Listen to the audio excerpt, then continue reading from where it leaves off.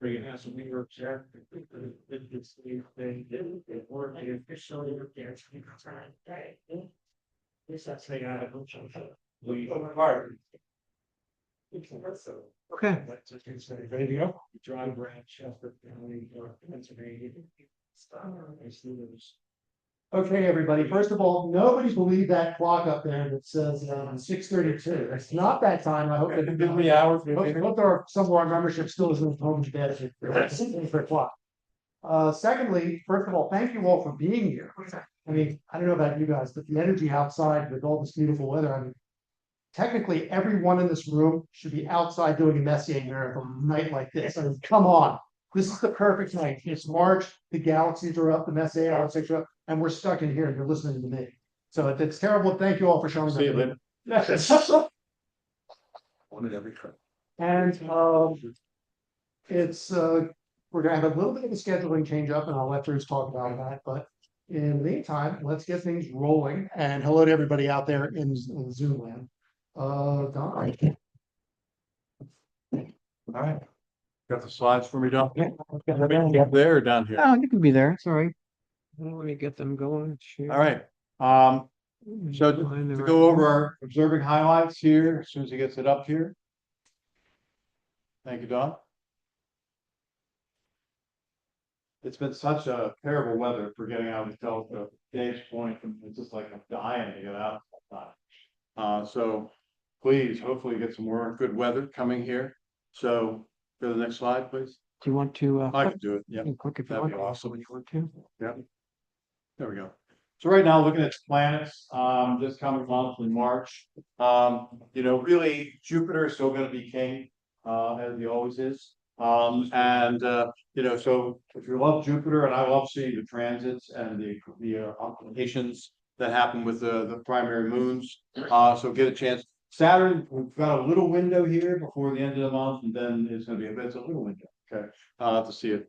Now Uranus is also potentially visible, but it's really tough and small. Night sky objects. This is the time of year to see the zodiacal light. If you can get a really nice sky, this is the time to get out by the equinox, which is the 20th this month coming up. What it is, for those of you who don't know, it's the interplanetary dust in our solar system.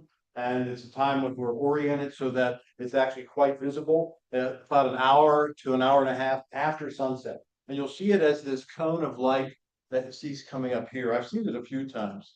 It is beautiful to see. So basically that's the glow of that dust in our solar system. So if you get a chance to look at it, it's phenomenal. Rosette Nebula was one I think is a really wonderful, beautiful emission nebula. And as I said in my write-up, if you read that, it was about really having an O3 filter is kind of key to actually hope to see that thing. Unless you have a really big telescope.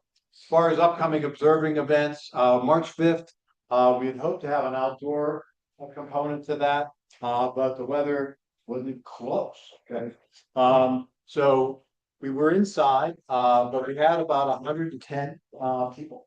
So I think it was a very positive event. Dawn had an event at the end of February, when it had like 93. Yeah, Dennis and I were there, and a couple others. Yeah, about 93. So I think this was a really good event. And we also tried like an interactive thing at the table that we had there where the kids could come up and pick out a constellation. And I had transparency so they could actually copy the constellations down on there and then take it home and try to find it in the sky. They loved it. Okay.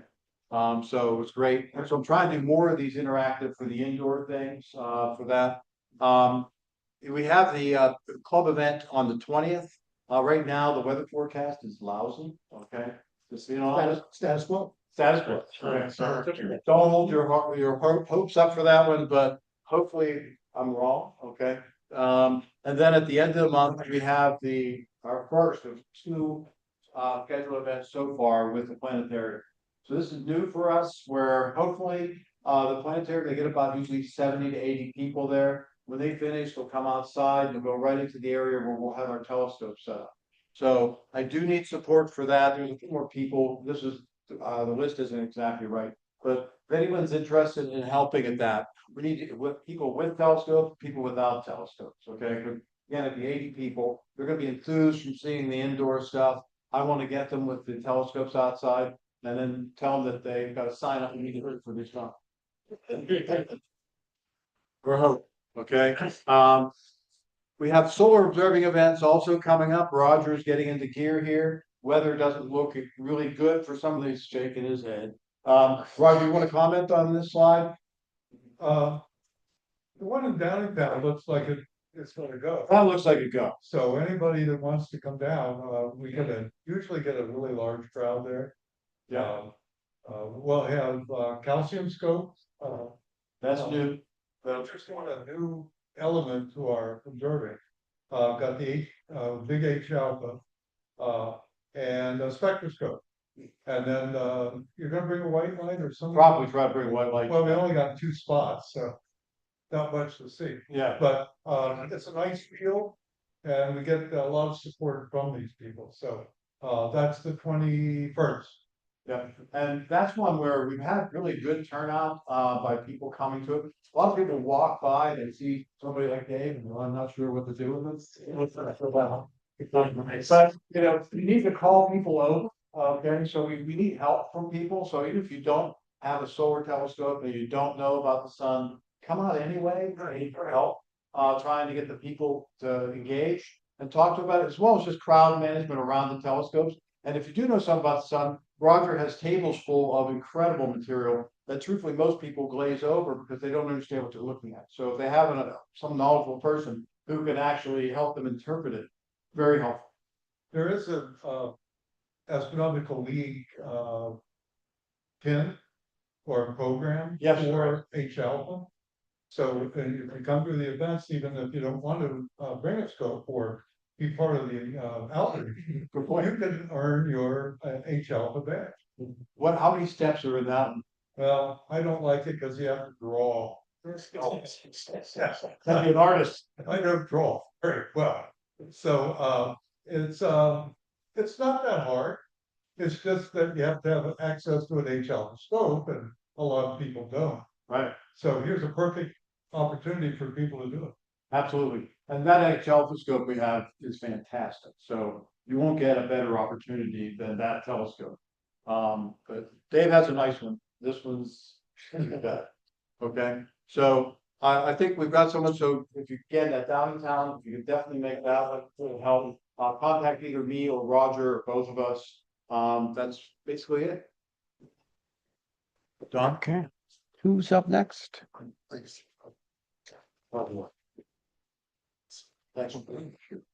No. Let me just close this one out so we don't get confused. So what do you want up next? Okay, get back to Zoom. Share. This one, right? This one. Yes. Mini controls. Slideshow. We got it. And there's the clicker if you want it. Hi, everyone. Mark Grenier in the physics department here.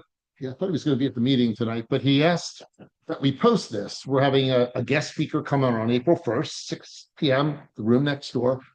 Elizabeth Ramke is going to give a really good talk on essentially part of the major geological findings on Mars from some of the recent Perseverance and also the Curiosity rover. So I'll advertise this maybe a week or so in advance, but Mark just asked if we could, promote this tonight as well, because it'd be really nice to have this quality of a speaker coming from NASA's Johnson Space Program. And on this note, this time of year, we're right at the halfway point in our season, so to speak, of meetings. And so what I'd like to do is kind of give a reminder of what's coming up next. So this month, when I introduced our speakers tonight, we had to do a little switching around because we had a scheduling issue with the speaker who would have spoken tonight from the Jet Propulsion Lab. He will be speaking in April. So April, Masahiro Ono is from the Jet Propulsion Lab. He is basically a wunderkind, a genius of sorts when it comes to robotics. Okay. He is one of the guys who developed the so-called eels, these snake-like robotic systems that they're testing in Iceland and Antarctica and Greenland, and will be sent probably to Enceladus and other moons of the outer solar system, as well as possibly even Mars. Okay. Then in May, a great speaker, Anne Pommier from the Carnegie Institution, got her because she's an expert on Mercury. And we've never had talks on, innermost planet, and she is literally a world expert. So she kind of review what we know from the past and what future missions are planned, and some intriguing findings that have come out recently. Then in September, we have local, someone from Villanova, Dr. Ted Tataria, forgot his last name, and he'll be talking on quasi-satellites, mini moons, and temporary co-orbitals. I heard him speak to Delaware Valley amateur astronomers. It was really a good talk, engaging talk, and again, slightly different subject matter, so I thought the group would be interested. Then in the latter part of the year, I have two people coming from the Johns Hopkins Applied Physics Lab. And Jeff Johnson is going to be talking about, it's the 5th year anniversary of the Perseverance mission on Mars. And the Curiosity rover has spent just under 5,000 sols, so Martian days on the planet. So Jeff Johnson from the Mars 2020 team is going to be talking about what we've learned from some of these rover missions, especially Perseverance, and also what Curiosity has revealed to us. So that should be a really cool way to mark this anniversary. And then in a similar vein, in November, to end the season, Ralph Lorenz, also from the Applied Physics Lab, he's done a lot of work, not just on Mars, but on Titan. Its geology, its astrobiological potentials, okay, as a very prebiotic type Earth environment. And he is working on NASA's Dragonfly mission that's slated to launch, I believe, in 2034. It was recently approved. So that's kind of the whole mix that we have to look forward to for the rest of the season. So tonight, however, we're going to have two talks. And I think Dave doesn't need any introduction. He's probably a better astrophotographer than the astrophotographers that publish in Astronomy and Sky and Telescope. And he's going to give us a great talk later on tonight about his experience with astrophotography from the earlier days where it was much more labor intensive to have to process images. It was not just a technique, it was almost an art form. And now the advances that have come about recently have made that much more user-friendly. And then to start, we're going to hear from Claire Lewis. And if you recall, last couple of meetings, we've talked about our scholarship fund. So let me just say, the 4th year, very successful. We raised all the money for our 3 $1,500 scholarships. Check was mailed to the Westchester University Foundation that manages them. And we still have $1,200 in the bank for next year. But what Claire's going to talk about is what's beyond just our scholarship fund. And that's the idea of a potential endowment that Dave and I have been in discussions with the foundation about. So Claire's going to give you kind of the nuts and bolts of that. And with that, I will introduce Claire. So she is the Director of Development for the foundation working to support the College of Science and Mathematics. And this foundation is the nonprofit arm or organization that accepts and manages private contributions made to support Westchester University. So it invests and distributes funds that provide scholarships to enhance academic programs, improve facilities and programs on campus. And Claire has basically about 10 years or more in higher education advancement. She helped us launch our scholarship fund that, like I said, is now in its 4th year. And she's going to give us, again, the background, the nuts and bolts, the mechanics of how an endowment would work. This is a longer term type project, if you will, for the society. But, I think the executive committee considers this a very important thing for the organization going forward. So with that, Claire, if you want to step up, thank you again in advance for doing this. We really appreciate it. Give him 1 second to pull up my quick presentation. But as he's doing that, as Bruce said, my name is Claire Lewis, and it has been my absolute pleasure to get to work with Bruce in initially establishing your scholarship fund several years ago, and now getting to know David a little bit better as well as they come to the Westchester Foundation to talk a little bit about what is the next step for this society scholarship fund and our students. And my hope is that this has been a rewarding experience for all of you to get to know that you're supporting future astronomers here at Westchester University through the scholarship funds that you've provided. A little bit of background, like Bruce pointed out, the Westchester University Foundation is a 501c3. Our sole mission is to support student success for our Westchester University. And I think that I get the best job ever because I get to partner with our community members, with individuals like you who have a passion for supporting our students. And then I'm able to translate a passion like yours for astronomy to that next generation. And how do we support that? And the concept that we've talked about is how do we ensure that this scholarship is going to continue on for years and years to come? I know right now it's in a stage where every year you are generously making contributions in support of the scholarship.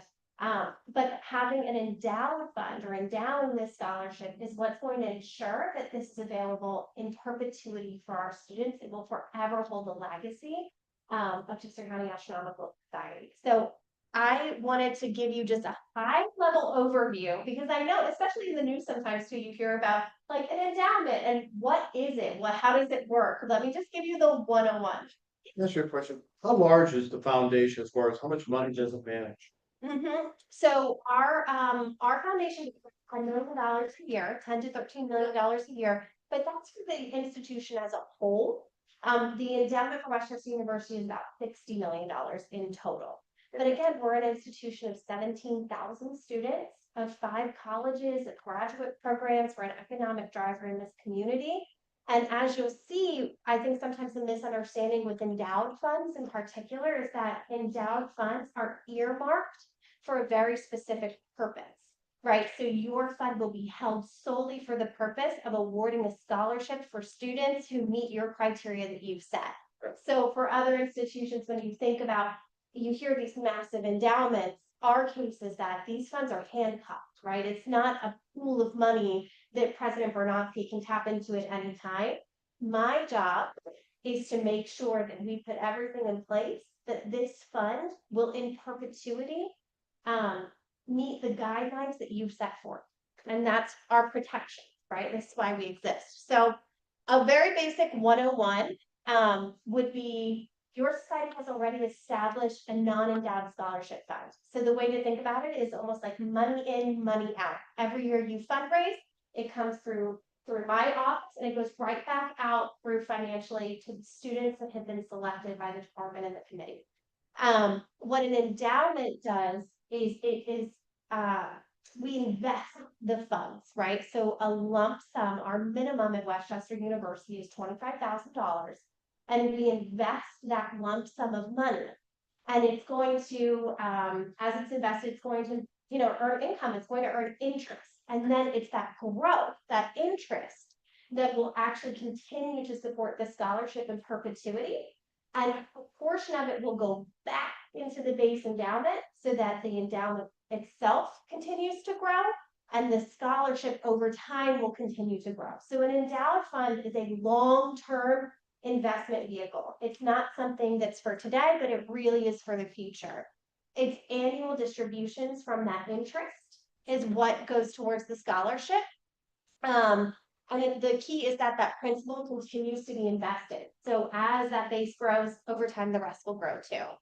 The way that I try to think about it is here's the difference, right? What's the difference? The way your fund is set up right now, and there is nothing wrong with this. There's nothing wrong with the fund that you have currently, I promise you.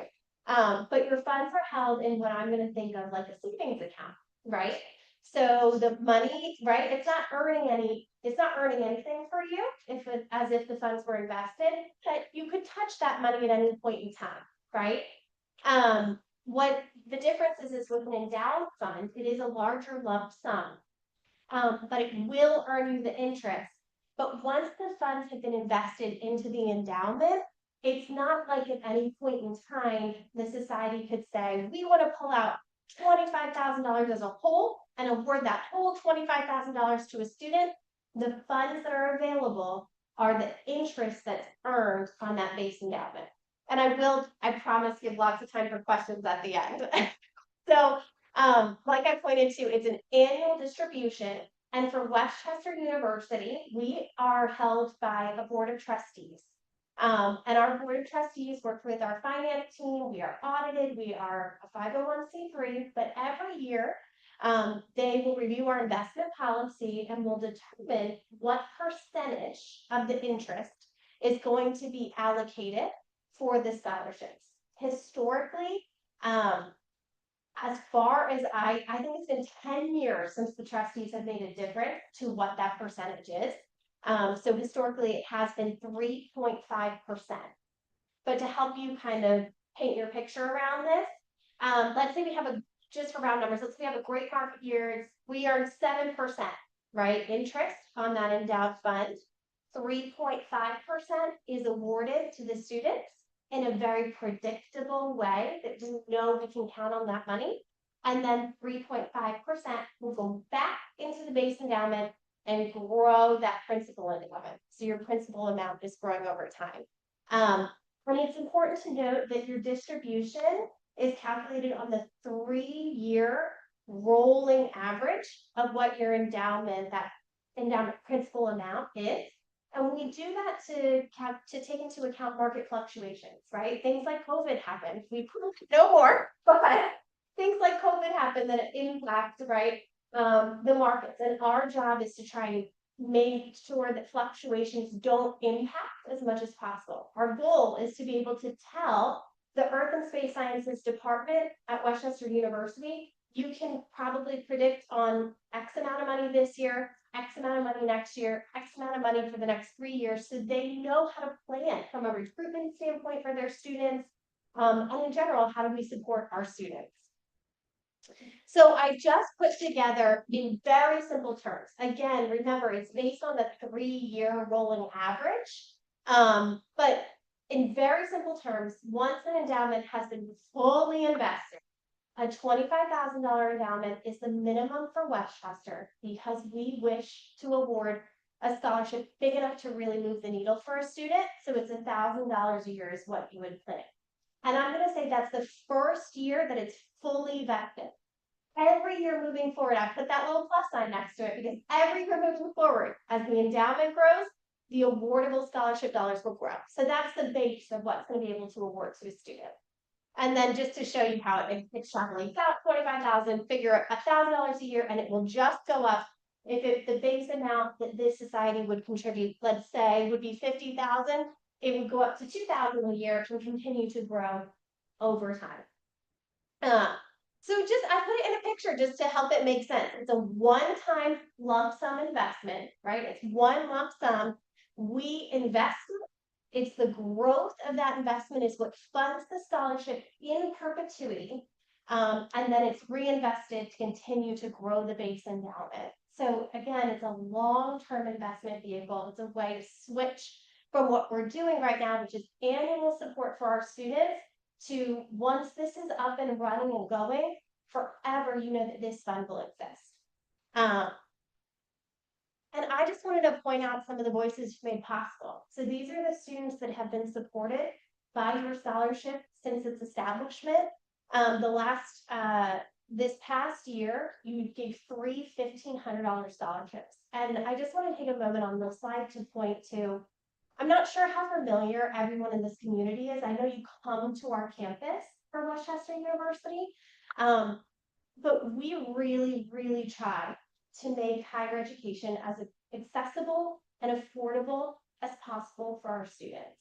And in a world where the cost of higher education really can seem, not to like make a pun, but astronomical, we have done everything we can to ensure that it's available for students, but the reality is it's still out of reach for a lot of our students who come to Westchester University. We are still roughly 30% first gen. That's defined as a student is the first in their family to earn a degree to graduate from college. We have 69 students on campus were considered technically homeless. They've come up through the foster care system or have ended aged out of foster care or have been emancipated from their families.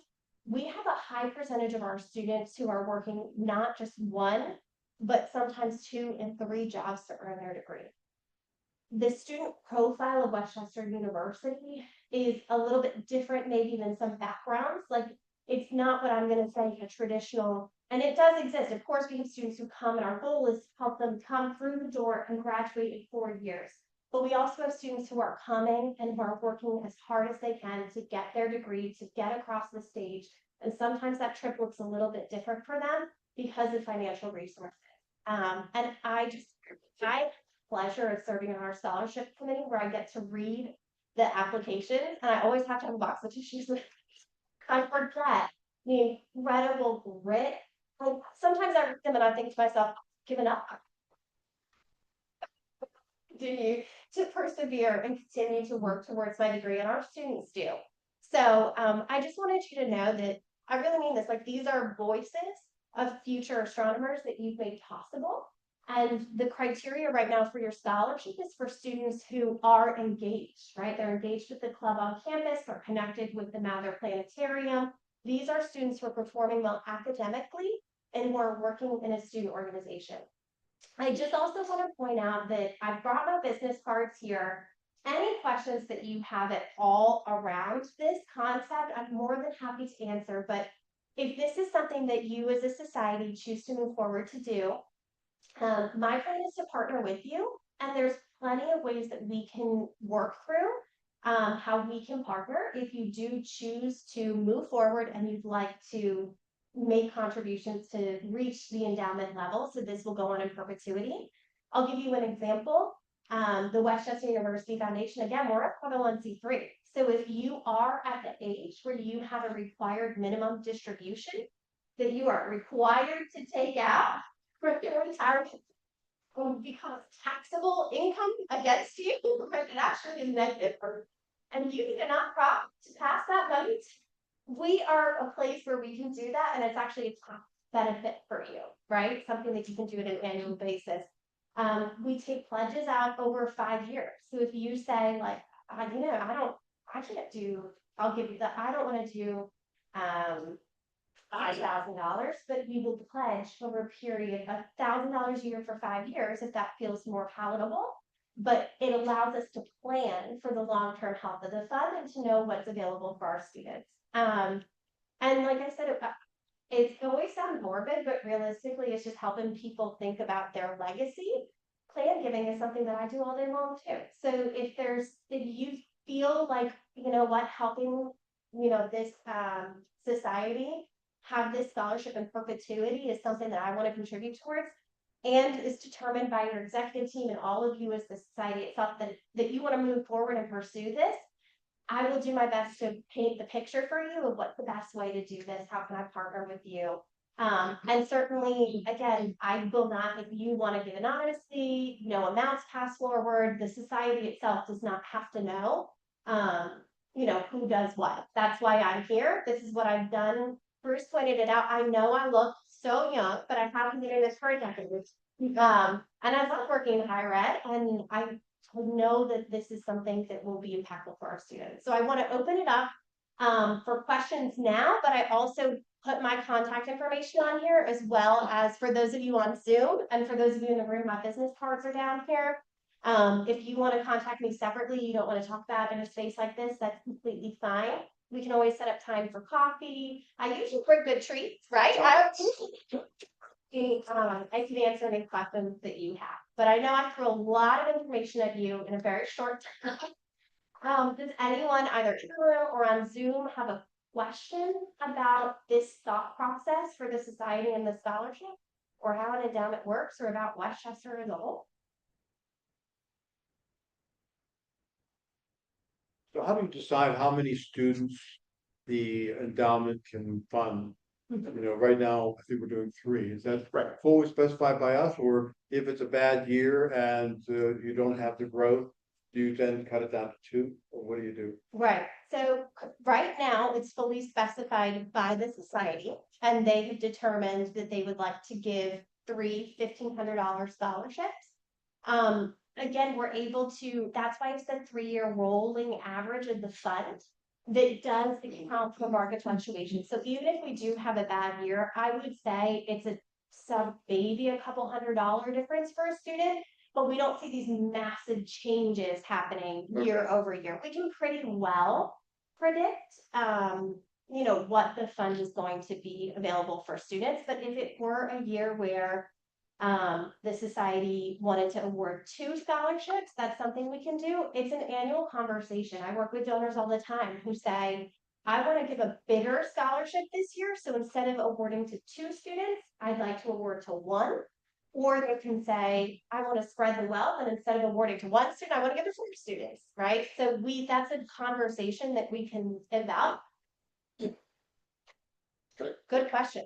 Just make a comment on that. Please. The reason we give $1,500, okay, you'll notice it for, prior slide, the first 2 years, this is the 4th year, right? First 2 years, we only gave out 2. Last year, we gave out 3, and this year, we gave out 3. And the reason we chose the amount of $1,500 is when I spoke with Dr. Gagne, who's the head of the committee that reviews these applications. That number is kind of a sweet spot, given what the tuition and the fees are for students. In other words, I said to him, should we try to get more money and give it to fewer, or less money and more? I said, no, $1,500 is perfect. That actually helps students out tremendously. You may not think it that amount. So that's why we're shooting always for that amount. They have to go down again, fluctuations and stuff. But that's kind of a sweet spot right now based on cost, inflation, everything rolled into one. So Yeah. No, that was a great question. It's a continued conversation to have with donors. But Dr. Gagne was the one who said that this really is having a meaningful impact and is constantly talking and meeting with students. So you set it at 1,500, a meaningful level to the student. Yeah. Now, years from now, hopefully cost of living, it increases, the fund has grown. But how do your experience, do the funds tend to grow enough that you can keep up with the cost of living so it stays meaningful? Yeah. Yes, I have worked with a family who established an endowment, it was about 20 years ago. And I've been able to see the growth of that endowment itself and what we've been able to do for the students. And I would say, yes, we are seeing that we're keeping up to have a meaningful impact. I can't predict what the next couple of years are. I mean, I talked to alumni who came to Westchester when it was 5,000 students, and here we are today at 17,000. It's a different world, it's a different campus. I don't know what the future of Westchester will hold, but I will say this: we put every precaution into place. We are obligated to only spend the dollars that are spent as has been deemed by the society. So I'll give you an example. I actually recently had to go back to a family who had a scholarship, and they wanted it to award to a student who was top of the class in biology 101. I'll give that as an example.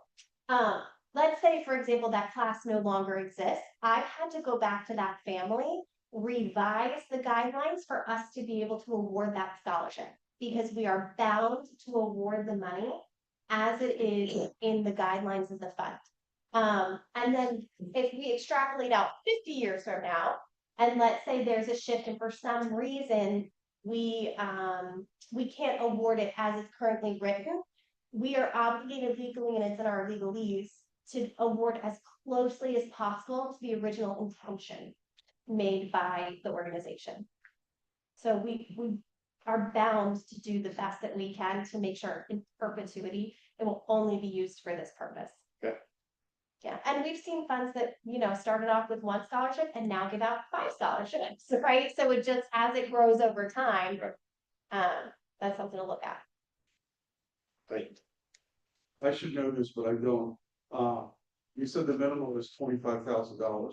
Would that mean $25,000 for us? Is that from us, or is that a full $25,000? The collective as a society, Because it's $25,000 would open the fund.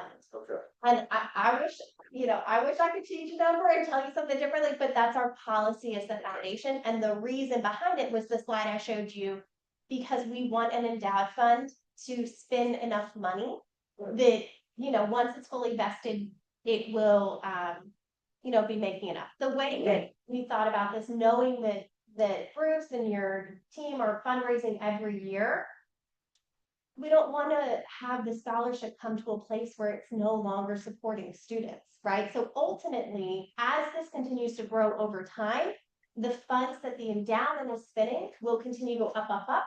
And the funds that are being annually solicited to support the students will go down, down, down. Again, it's a long-term plan, but that's the way the charts look. Good question. Yeah, I should have specified that. $25,000 total from the society as a whole. But again, if you want to move the needle more, the larger the lump sum is at the beginning, the larger the impact will be sooner. Great question. Anyone on Zoom have any questions that I can answer in the Zoomiverse? Raising their hand at one of the room. Oh, go ahead, Mark. With an endowment, once it's created, so let's say you create a $50,000 endowment. So once that's created, then is it just a matter of managing it, or is there's need the ongoing infusions of money from, outside sources? Well, that's up to the society, right? So I will say in a traditional model, you establish the endowment after, again, it's the 3-year rolling average. So there needs to be what I'm going to call an on-ramp of growth, right? But by year 3, it should be fully invested, is spending the funds, and that's the money that's available, right? But if the society continues to say, we would like to award 3 $1,500 scholarships, and maintaining at that level, then it would be something that you would be supplementing annually. Does that make sense? So you don't have to, but if you say, yes, this is what we are committing to and what we would like to do, it would be something that would be until it reaches a point where it's self-sustaining. Did you say someone on Zoom had a question? Yeah, I do. Hi, can you see me? I don't see you, but that's okay if you can see me. I'm not sure I have this right, so bear with me while I go through my example and see if this is right. Right now we're giving a $1,500 scholarship for one person. So based on the chart that you gave, a $25,000 endowment yields a $1,000 scholarship. Mhm. So for $1,500, I'm estimating we'd need $37,500 in the endowment to give a $1,500 scholarship. If we wanted to give 3 $1,500 scholarships, we need over $100,000 in the endowment. Yeah. Is that right? I'm going to say you've got your math right. And yes, today the commitment from the society is 3 $1,500 scholarships. So if we were to continue operating as we are today, and you say we are committed to 3 $1,500 scholarships, it would have to be the endowment itself is established and it's growing and it's going to get to a point where it begins spinning. And then supplementally, if it's the decision of the society to continue to give at that level, supplementally, to award annually, it would still have an annual solicitation to support. But in the background, the endowment is going to continue to grow and grow and grow and get to a point. The alternative is I put $25,000 because that's our minimum. That's the base level to open the fund. If the society tonight would have a amazing conversation and you all say, we want to do this, you're absolutely right. Roughly, I'm going to say roughly 125,000 would be what spends year 3, those 3 $1,500 scholarships. So I think, I don't want to speak for your executive committee in any way, but I think part of this conversation is to say, how much could we put in now as a see what we gather as a society, what people have an appetite for, and then that will ultimately determine what the supplement is, should you wish to continue to give it the level you're giving. Does that make sense? Kind of. Is that- But you said that the scholarships only come out of interest earned on the endowment Correct. Yes. at about 3.5%. Yeah. On 3.5%. average, I'm sure some years are better, some years aren't. Okay. Yeah, so it's 3.5 of the 3-year rolling average.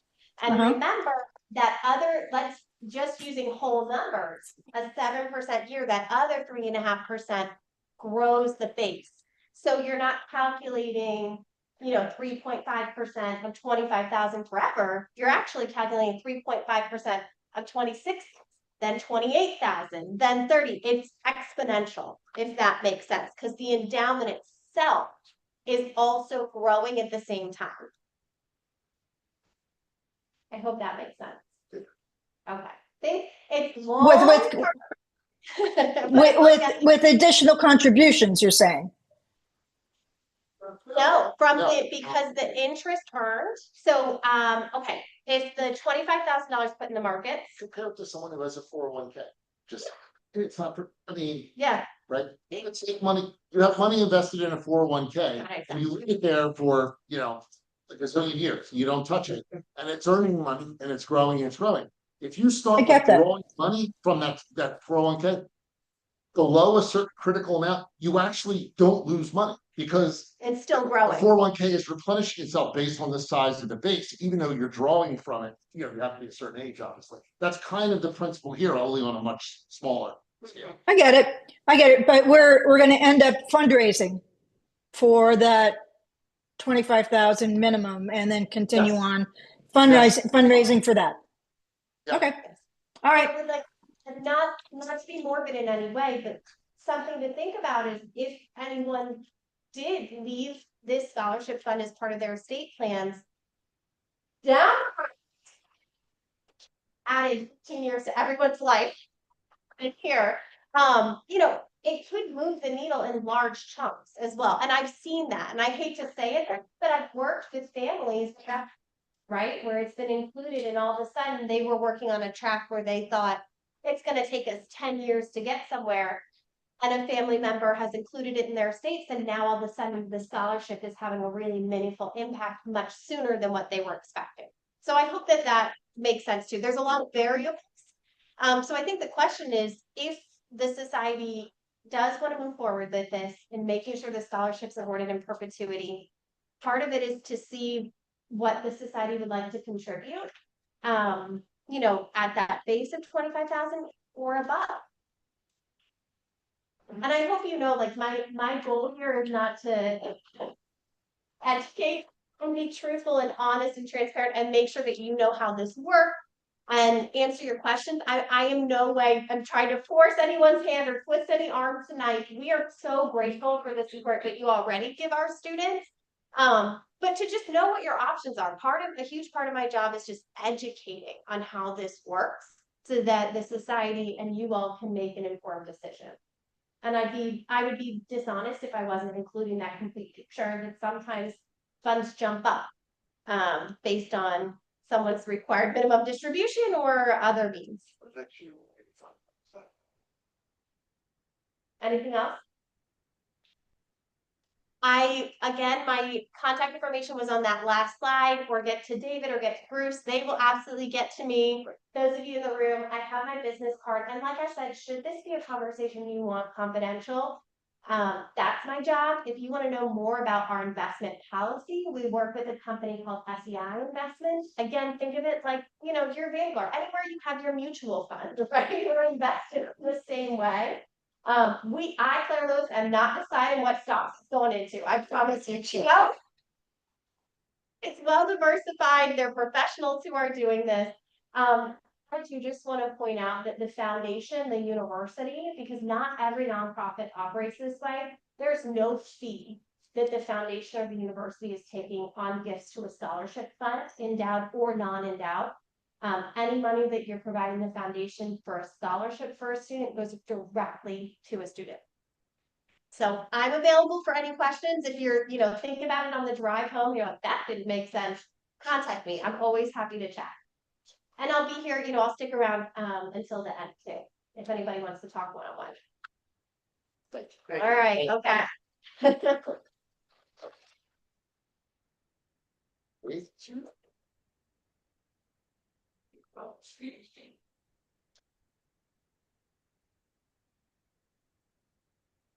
Okay, so we go share. We find you, which is this. Share. One thing I like to do was hide the media controls from moving away. Beginning. It should be good to go. Okay. Lights okay like that? Should, we need, it should be. Yep, I think you're Aim this at you, so people can see you. All right, thanks, Don. Okay. All right, first of all, Claire, thank you very much for coming and presenting that to us. This is gonna be a long-term goal. This isn't gonna be a quick fix to make it so that Bruce and I don't have to get up here every year and beg for money for the next year's students. This is gonna be a long-term project, and it was something that we in the executive committee supported and would like to get going, but don't think of it as something that's gonna happen soon. But what is gonna happen soon is that, we did have a scheduling change, and, Bruce said, "Hey, Dave, can you give a talk in a short notice?" And I said, "Oh, boy, here we go." So here I am up here to talk about something that I talked about a long time ago. This is going to be an update in astrophotography. And Bruce has already given you the spiel about me. Thank you very much, Bruce. I appreciate it. And I'm going to tell you why I'm up here doing this. I've been doing astrophotography since 2006. And in fact, the reason that I came here in the first place to the Chester County Astronomical Society was to try to get help.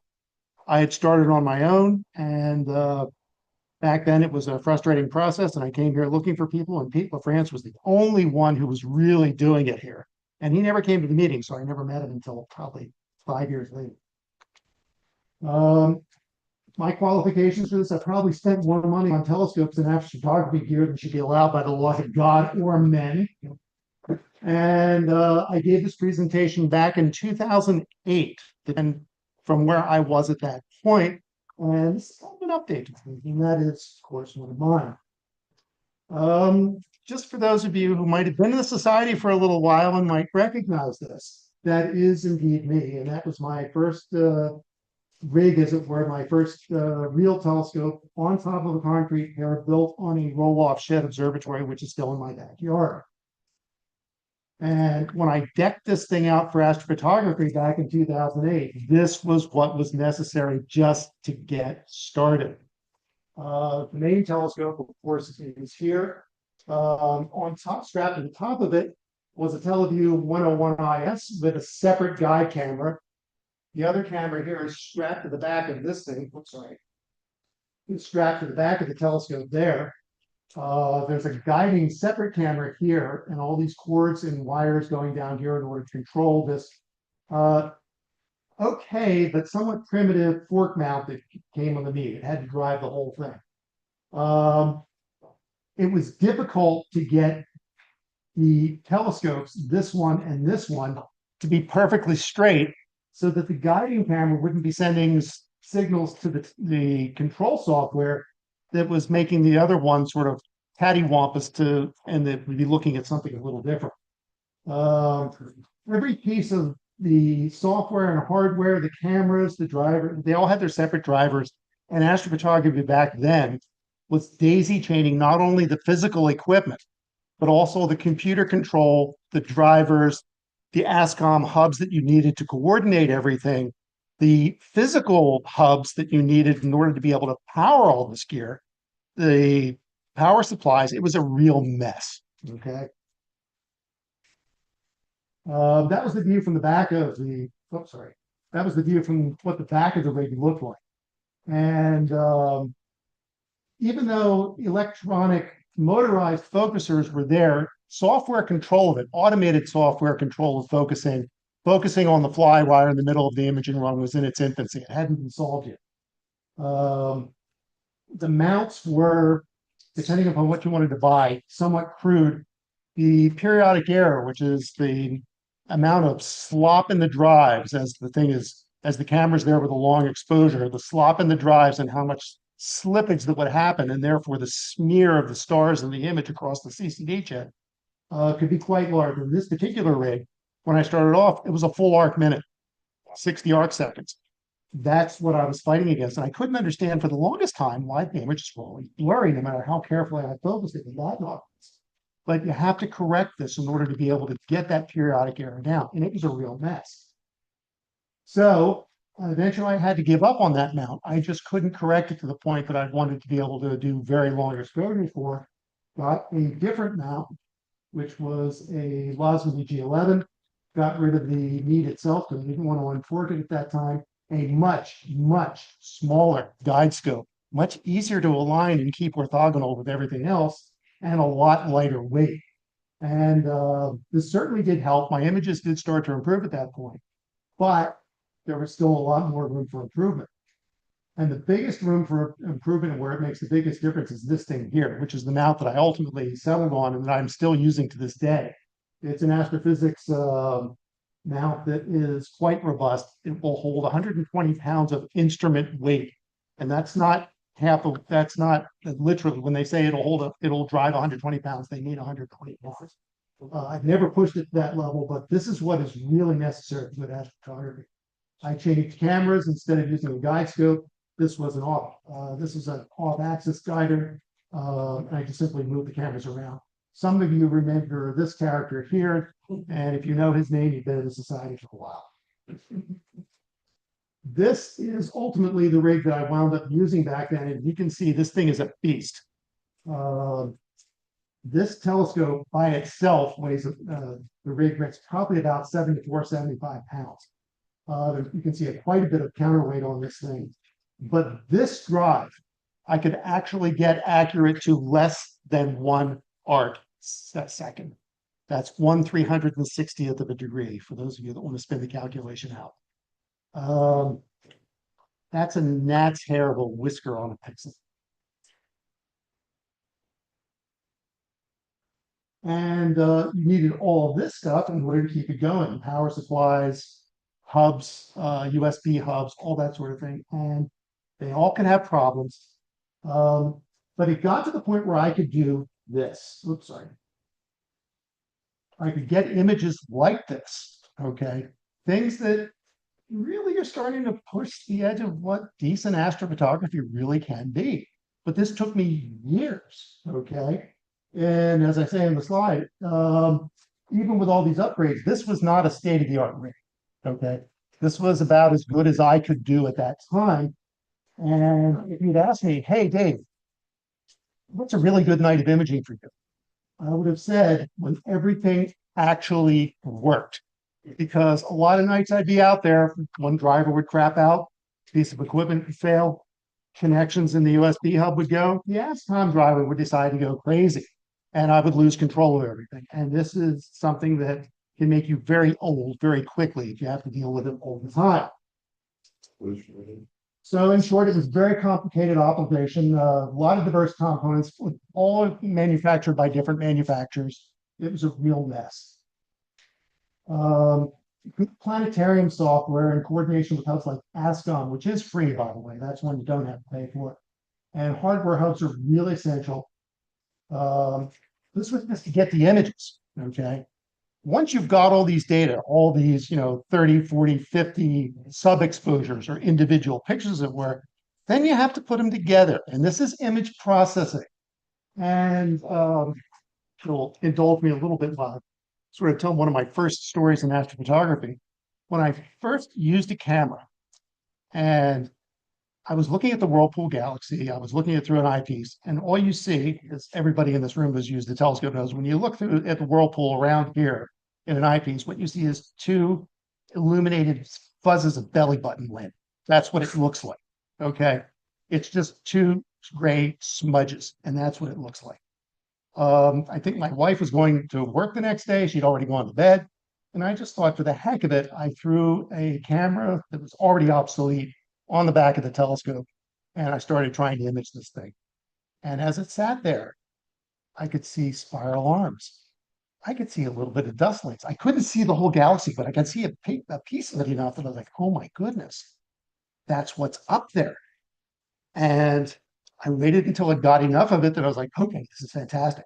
shut everything down, grabbed the computer, ran upstairs, woke her up and said, "You gotta see this." She's bleary eyed and looks, what? So I open it up, and what I didn't realize is that the software had taken it in FITS images, which is separate luminance, green, blue, and red images, and torn them all apart for storage. I couldn't put it back together. I didn't know how. This is image processing, and this is why, even after you finish with all the equipment, you've still got at that time, you had a heck of a lot to learn. It took me years, and I had to go out to Arizona twice in order to take astro image processing courses in order to really be able to handle this well. That's a picture of me in Arizona, completely confused and doing my best to learn in a very short period of time how to handle software that would calibrate the images, adjust backgrounds, stack them, and do all kinds of transformations to it, or if you could even get to the point that you could process them in Photoshop or some other such program. And has anything changed since then? Is this still the laborious part? Yes, it has changed one hell of a lot. And that's what this talk about is going to be about tonight. As you can expect, technology has definitely not stood still over the last decade or so. The electronics got a lot better, a lot faster. If I even think back to the laptop computers that I was using back then, I think most people's cell phones in this room could do more than I did. The software involved in controlling the observatory stuff, controlling the telescope, coordinating the cameras got much, much easier to use. Wi-Fi and Bluetooth became part of everything, and I don't need to tell you that. It's not just astrophotography. It's everything that we do in modern life is hooked to these things now. And I probably don't need to dwell too much on what's happened with chip speed, processing power.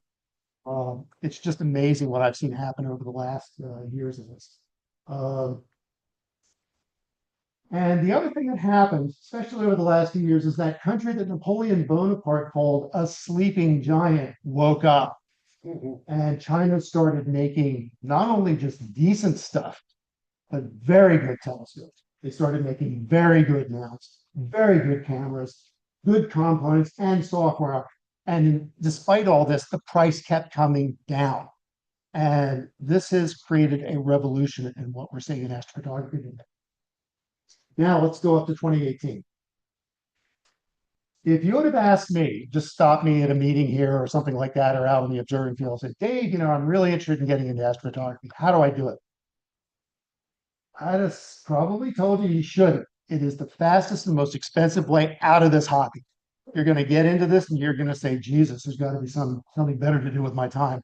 And it won't cost me so damn much money. And you would just say, the hell with astronomy, I'll go take up something like tiddlywinks or maybe ping pong or something.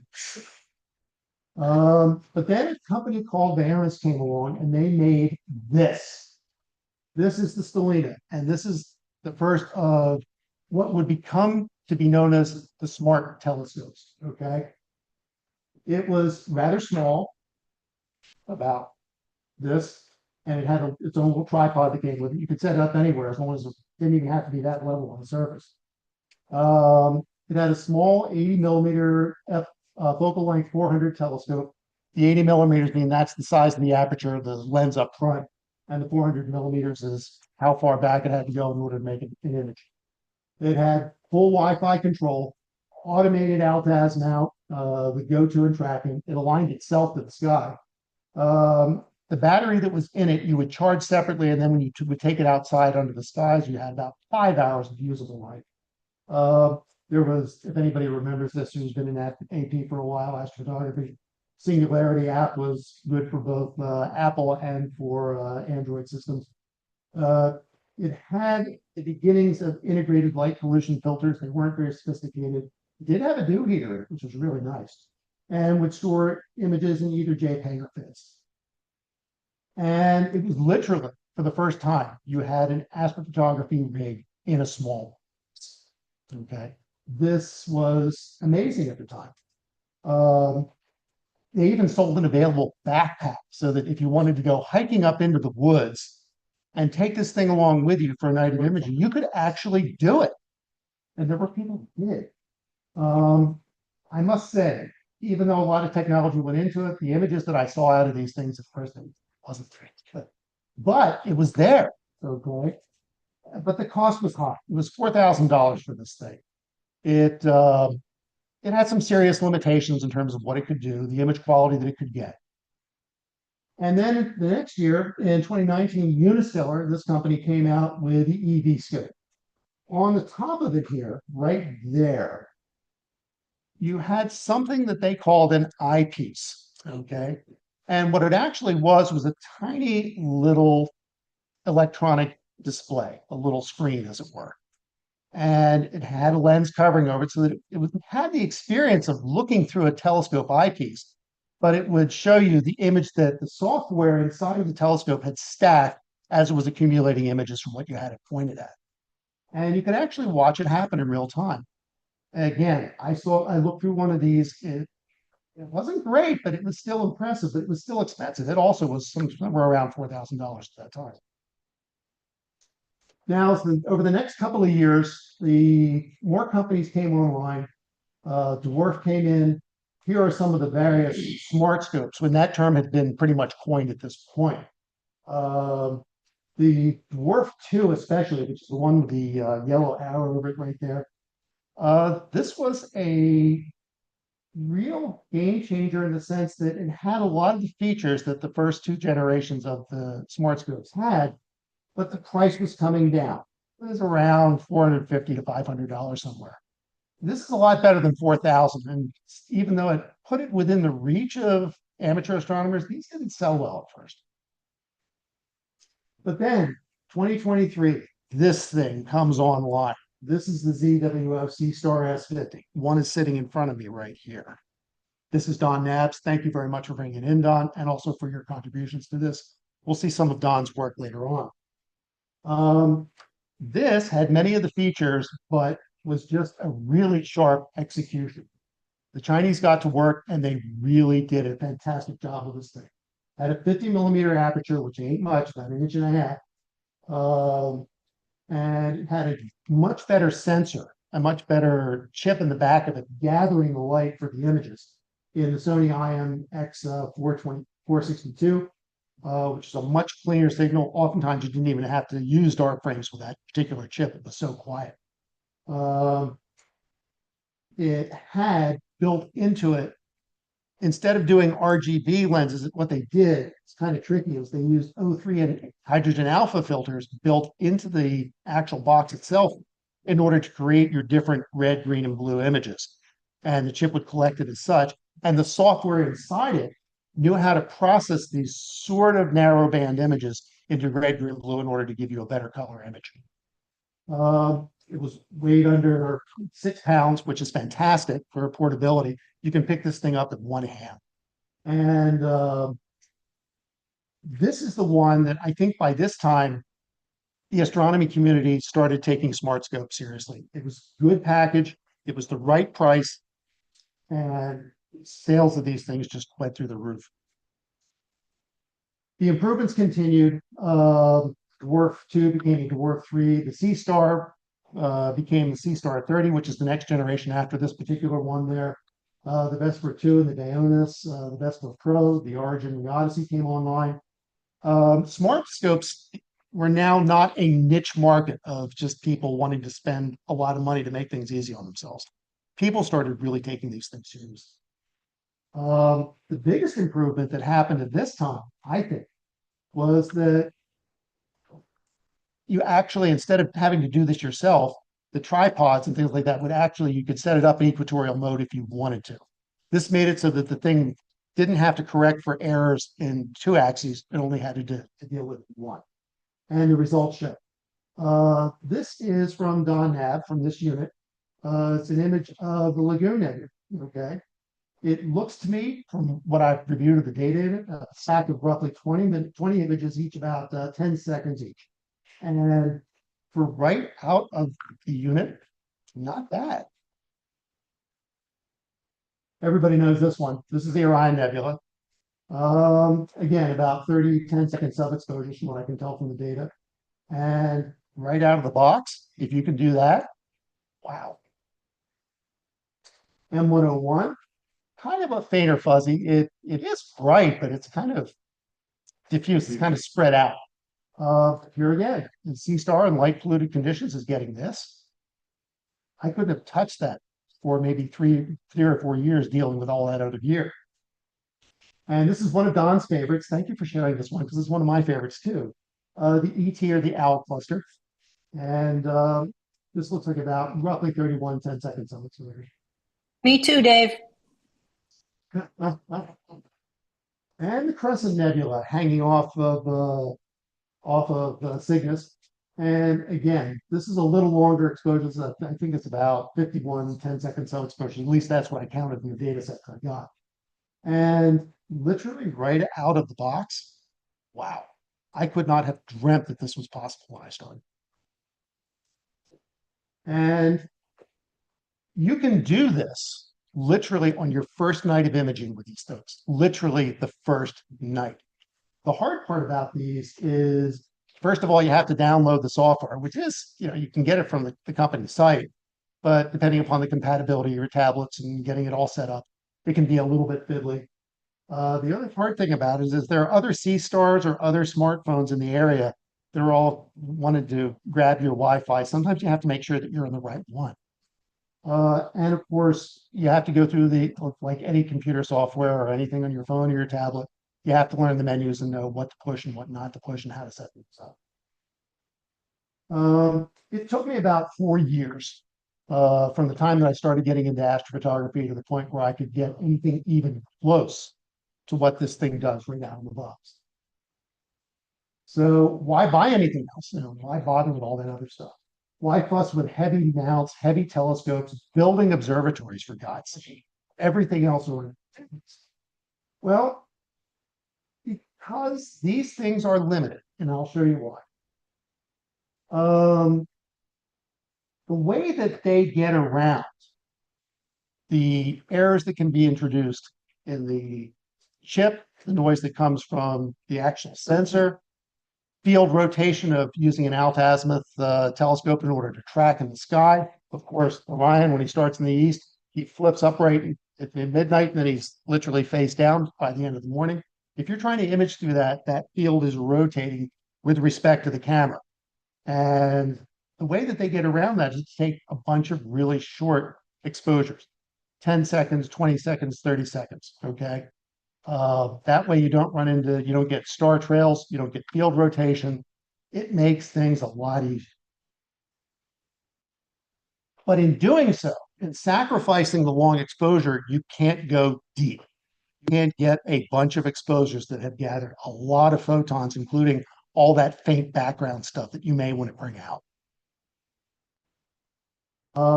They're limited by aperture, and you can imagine 1.5 inches of aperture ain't much to have in front of your telescope. The 6-inch telescope can gather 16 times as much light in a given period of time than this thing can. And to sort of give you an idea of this, let's compare. Let's go back to the Crescent Nebula. This is the image that we saw from the Sea Star, literally right out of the box. First night, you can do this. The image on the right is from my observatory. There is a difference, and I think that everybody can see it. If you want to get that kind of a quality image, you're going to be hard pressed to do it. But still, I would say that to get to that point probably took me 6 or 7 years. This right out of the box, whoa. The other thing about small aperture like this is that not only does it limit light gathering, but it also limits resolution, okay? You want to get as close to the Dawes and the Rayleigh limits as you possibly can in order to really pick up fine detail in your images. For that, you need focal length. Sorry, it's just a question, that's just the physics, and you can't beat that. If you want to separate images from a blur into 2 distinct points, you got to have the focal length to do it. Cooled cameras that have built-in thermoelectric coolers, which is what I've pretty much almost always used since the beginning, have a number of advantages over these that do not. Cooling the camera gets rid of the noise that accumulates on the sensor as the electronics are working and gathering the light from the image. The other thing is that oftentimes if you have an uncooled camera and the temperature is changing very quickly in the environment, then other chip noise starts to show up, and you need dark frames in order to calibrate those. And getting all of the dark frames at the temperatures you want can be a library challenge, especially as you go down the temperature all night. When you have a cooled camera and you set it at one particular temperature, you only need one set of dark frames or thermal frames, and that's what a good cooled camera can do for you. These to this point can't do that. The way they get around it is taking a really short image, but you can't go deep like some of the pictures. Tracking is also really necessary for if you want to pick out really fine details and push your DAWs limit. To do that, you want to be down to at least 2 or 3 arc seconds of periodic error in order to do that. It really does increase the quality of the images. And while this is going on, a lot of people are looking at these and saying, well, why would I bother with all that stuff that Dave had to go through? And what was happening in that time was that it wasn't that these things were, the smart telescopes were getting smart and rigs like mine were just staying dumb. Okay. That's not what was happening. Many of the features that were being incorporated into these at the same time were being used in the hardware of component high resolution astrophotography rigs. Things such as Wi-Fi accessibility, that made a big difference to a lot of us. Integration hardware. This really made a lot of advances in the years since I was putting together my rigs. Improvements in the sensors.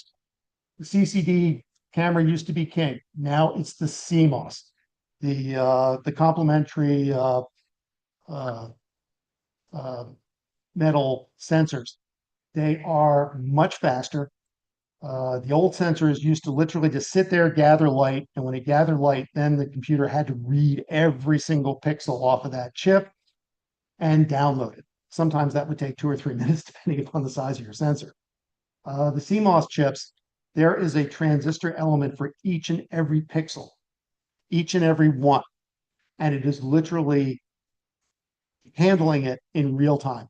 So, and this is kind of hardware that in a cell phone makes it so that you can point it at something, take your picture, and you have that image almost instantly. That technology came over to the cameras too. Mount improvements. All of us were on worm gears that had decent astrophotography back then. Now we have harmonic drive.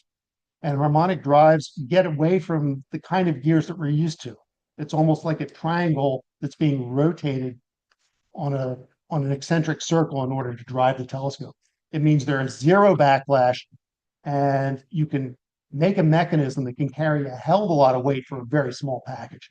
So the mounts became lighter, easier to transport, and could hold quite a rig on a really small day. It makes it a lot simpler. And here's an example from ZWO. This is the AM5 harmonic drive. That, just as it is, without any counterweights, anything else, can carry 22 pounds. There, if you see on the bottom of it there's a little knob there. You can put a bar in there if you want to and put counterweights on it, and then you increase your load capacity to 33 pounds. It's a heck of a lot for a little tiny mount like this. You can pick this thing up with one hand.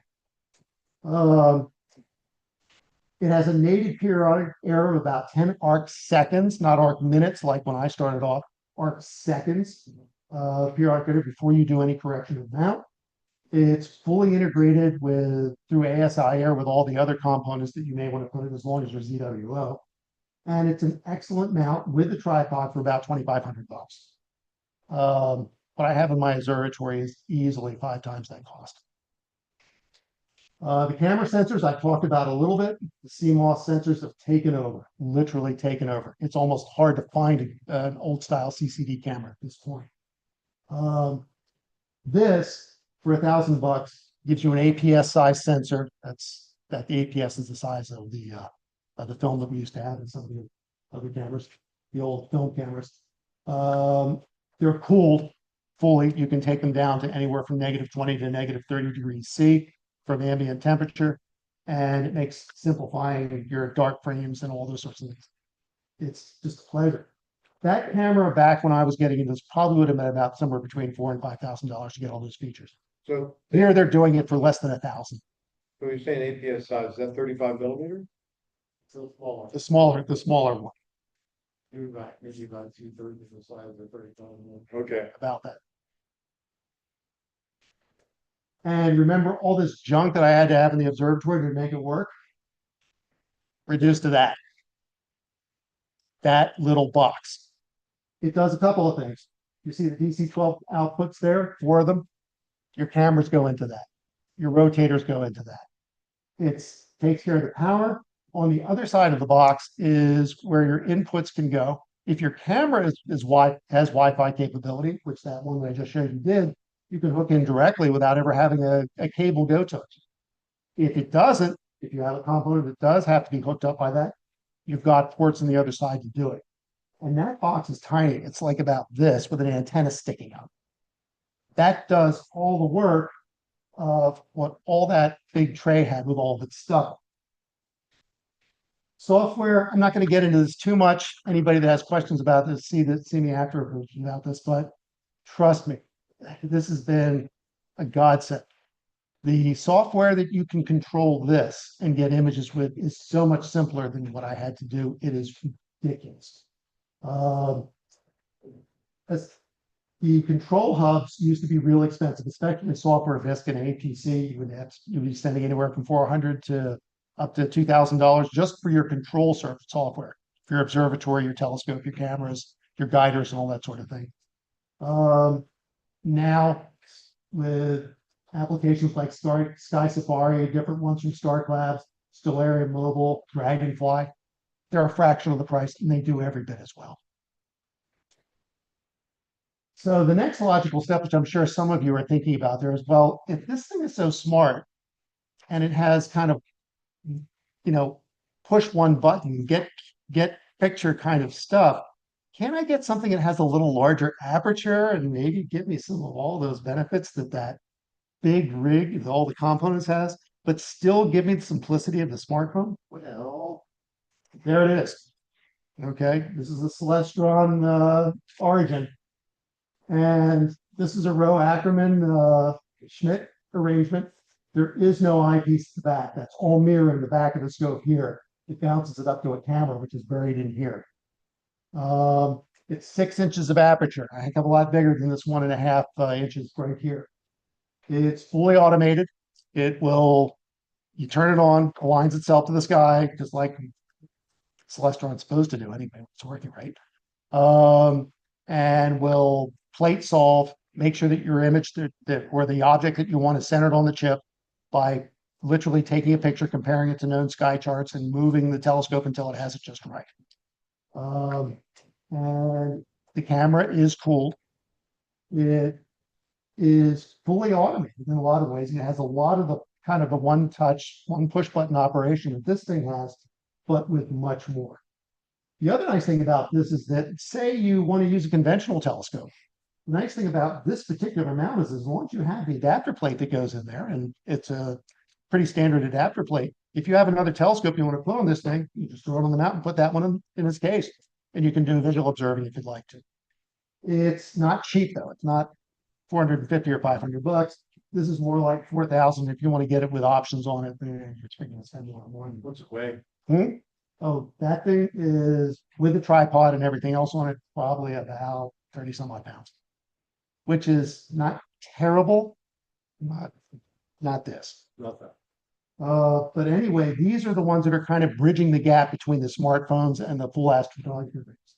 The other one that I'd kind of like to mention is this. And this is the Pegasus Smart Eye, which we saw when we were out at StarCon in last summer, and Pegasus company was there. They just introduced this product that came out. It's called the Smart Eye, and it's supposed to be a smart eyepiece. The advantage of this thing is that it's kind of big and clunky, sort of like a big Teleview Ethos or something like that eyepiece. But you can put it in any telescope that you already have. You can put it in a refractor. You can put it in your big Celestron scope if you want to, your Schmidt Cassegrain. You can put it in any scope that has a 2-inch visual back. That's the only limitation on it. It literally has a thermoelectric cooler in it. You can set the temperature for which you want it to take images. You can just cover the front of the scope and have it take a set of dark frames before you start, and it will use it all night. And as it's gathering the light, it has a very sophisticated screen in it with kind of an interesting lens that covers it to give you that eyepiece experience as you watch the image literally coalesce in real time. It's kind of cool to watch. And it has Wi-Fi capability.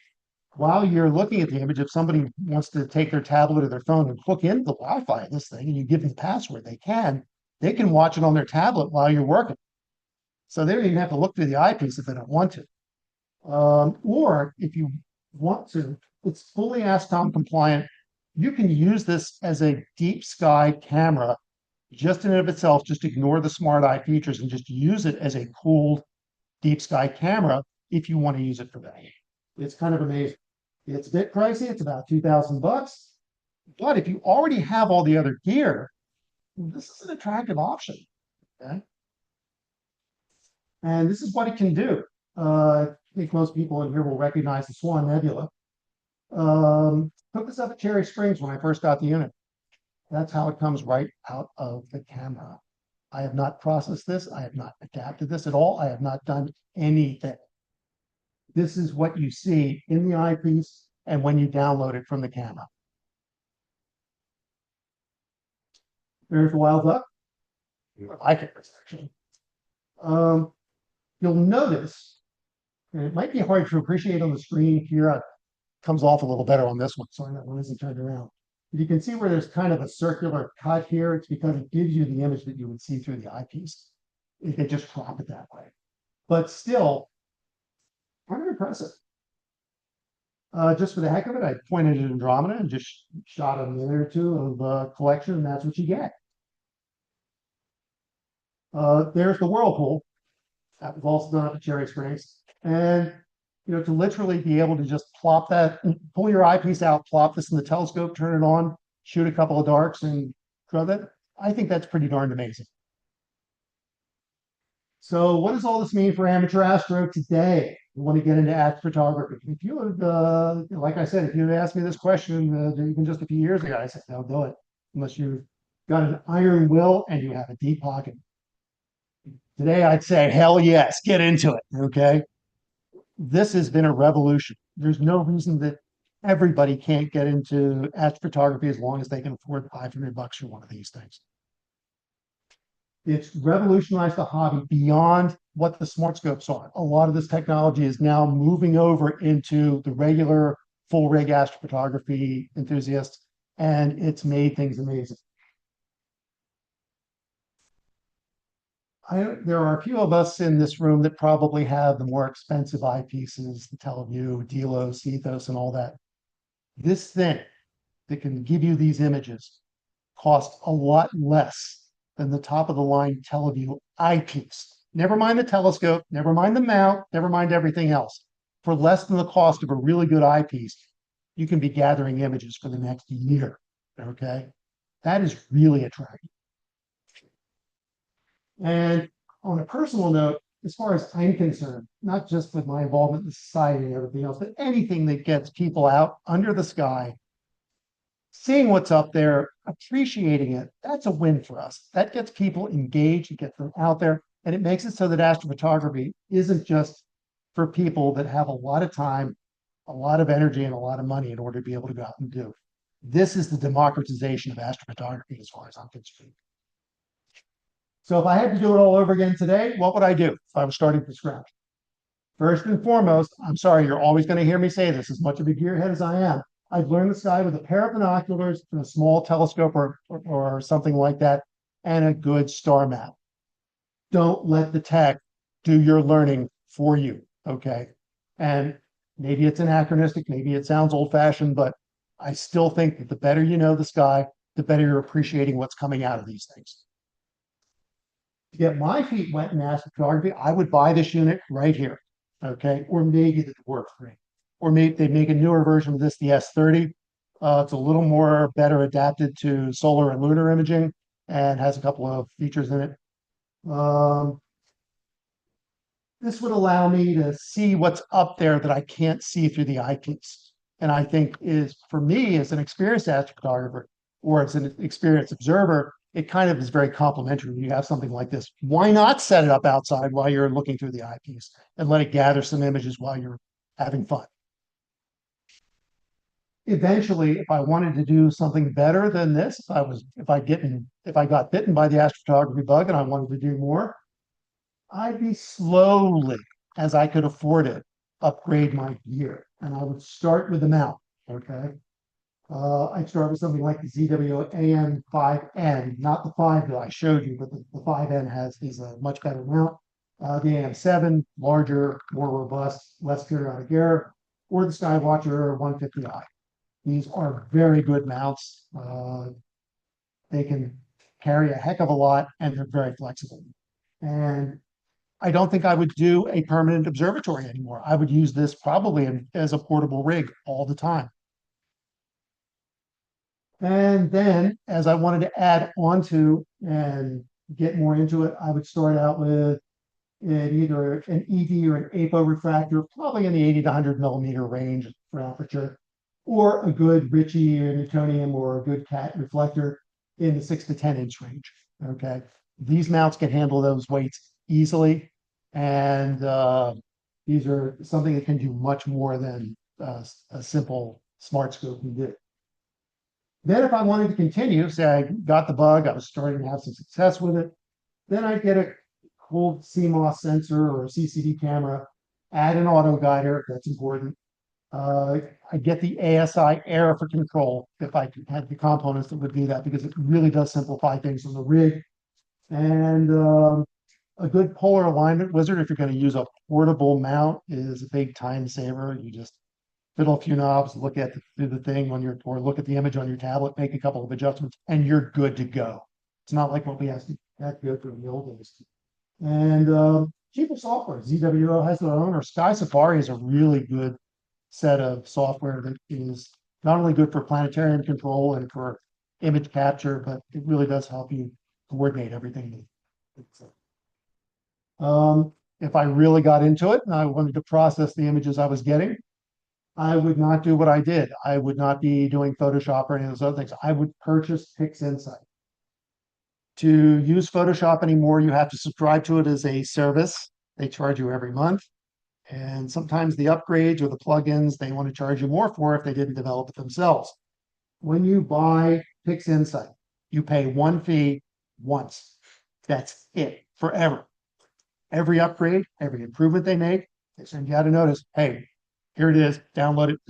It's for you as somebody who bought our software, it's free. And it is an incredibly powerful software. Later, if I wanted to maybe go deeper than my small refractor that I had there, wanted different equator, I wanted to add an image rotator and a better camera, I would swap out the gear as I went along. The problem with buying an integrated unit is that if something goes wrong with it or you want to upgrade it, you can't. This is what you get. With a traditional astrophotography rig, you can bide your time, save up your money, and say, yeah, I want this now, or I want to put a different telescope in my rig. You can just swap it out. The next thing I would do, and this is very personal to me, I would join a group locally here. It's the Delaware Astronomical Society APSIG group, or Astrophotography Special Interest Group. That's their website for Delaware Astronomical Society, and you can find them on there. They meet every month. They are a group of dedicated and beginning imagers who are all there to present topics, share ideas, teach newcomers who maybe want to learn how to do this stuff. I wish that there had been a group like this around when I started. What had taken me years to learn, I could have done in a matter of months. So if you're getting into this, it's good to know. And if you're already experienced visual observer, say that you've been in astronomy for a long time, you have a great rig you like, you have a good mount that's, one of the better mounts for out there on the market. you have a nice telescope and you want to get into astrophotography and you really know your way around the sky. You just want to see about this, but you may not necessarily want to buy this. Then you consider something like the Pegasus Smart Eye. You can put that thing in any telescope you own, as long as it has a 2-inch visual back, any telescope, and it will work. Okay. And you can get your feet wet in as little using the Instamatic sort of smart features of the Smart Eye, or you can use it as a fully cooled deep space imager. You can do it any way you want to do it, as far as you want to go. That camera will grow with you, okay, as you get better and better at astrophotography. So if I had gear and I was experienced, that's the route that I would take at this point. For the cost of component gear for people that want to get into it, here's a breakdown. If you wanted to go with ZWO, and I would recommend people do that at this point. A good friend of mine, Dale Cupp, out in Arizona. In fact, he was one of the people that assisted with the astrophotography imaging course that I took. He uses this stuff. And he said, Dave, when he got it, you're not going to believe this. And we spent a couple of nights at his house, which is in downtown Tucson, plenty of light pollution. What he showed me, just sitting there with his tablet, doodling around, was nothing short of amazing. And the cost, if you're looking at retail numbers, for just outfit it reasonably nicely, maybe missing a couple of things you might want to have if you have a portable rig, but around $9,000, you can have a full deep space rig that you can take anywhere. I would hate to tell you the number that I have invested in my gear. I will tell you that it is several times that. And this is amazing. Okay. It means that for not so much money, it isn't so painful to get into this at this point. And that's what I want to emphasize for everybody. From the $500 C-Star all the way up to this is now doable for a whole lot more of us. Just a little bit of comparison here about the different types, just to kind of give you the extremes between this and a full astrophotography. Here is my image to the Smart Eye of the whirlpool. That's the best that I could do in my backyard with my observatory. Okay. You can see the difference, but still, right out of the box, that's amazing. We've seen this before. This is the Swan. This is the image with the Smart Eye. This was the best I could do out in my backyard. One of my favorites, this is the Eagle. This was up at Cherry Springs, just a quick stack of that. Here's what you can do when you have long focal length and a lot of aperture and a lot of hardware, a lot of processing time. Here's Don's image of M101 here through the C-Star. Here's one of mine from early on in my, you can see the difference in the brightness, but again, I would point out at that point, isn't he getting a whole necessarily a lot better detail than he is with this? Here's the Wild Duck, 2 images of mine. One through the Pegasus Smart Eye, and this through an RC scope. I think it was a 10-inch at the time. You can see the difference, but still, I would point out to you, for just an eyepiece plunked into a telescope, this is amazing. Unbelievable. So, questions? So with the Smart Eye, can you do any like eyepiece projection or anything like that to magnify the image? Do you mean like on a display or something like that? No, it's not that sophisticated. It doesn't have the input for it. But what you can do is you can go into your Wi-Fi, hook into the eyepieces that's got an image, and just blow it up on your screen. Digitally. Exactly. And if you have a display monitor or some kind of display that can use Wi-Fi to do that, so that you could be out, say, at a demonstration event, so you could show it to a crowd of people, yeah, you could do that. It really is tremendous. Yes. I understand there's also a C-Star 7. Yep. Is that in the works or is that already in existence? Or? Not in existence yet, to my knowledge. I know that it is frustrating to all of us what is going on. In fact, even acquiring the C-Star at this point because of the tariffs and the supply inputs and all that sort of thing has really made it difficult in order to acquire one of these new. However, the good news is despite what's going on internationally these days, these are available on either Astromart or Cloudy Nights they're selling for just a little bit less than what they probably paid for it. So you can still get one of these. Is that a 30 or a 50? That's the 50. That's the 50. Which one? I'm assuming the 50 would probably be better than the 30. It's a bigger aperture or. Hmm, Sensor's better than the 30. sensor's better than the 30. The aperture is more in this than the 30, but the 30 has been optimized a little better for getting images of the sun and of the moon and some of the brighter stuff. And it may do a somewhat easier job on that. Yes, I think the 30 Pro is like a happy medium between. yes. The S30 and the S50, Mhm. but I've seen, the 70 is out months. Yeah, but try and get it. They haven't come up with it. Yeah, try and get any of this stuff. It's really difficult with with all that's going on internationally. But I know that this, because I pay very close attention to cloudy nights, these are readily available.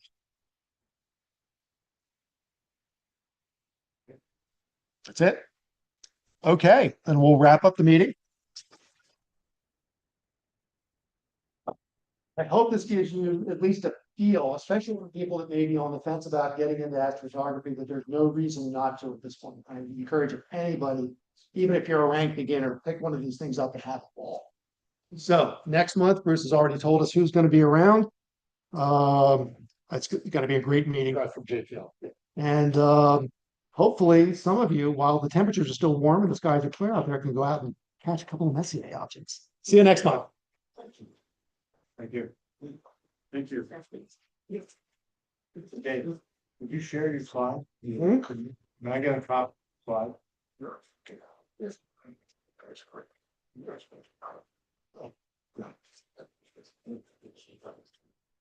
That was a great job. I love it. It's great. Retina, I love it. Slides. Yeah, Pat. A little. Right. Yeah.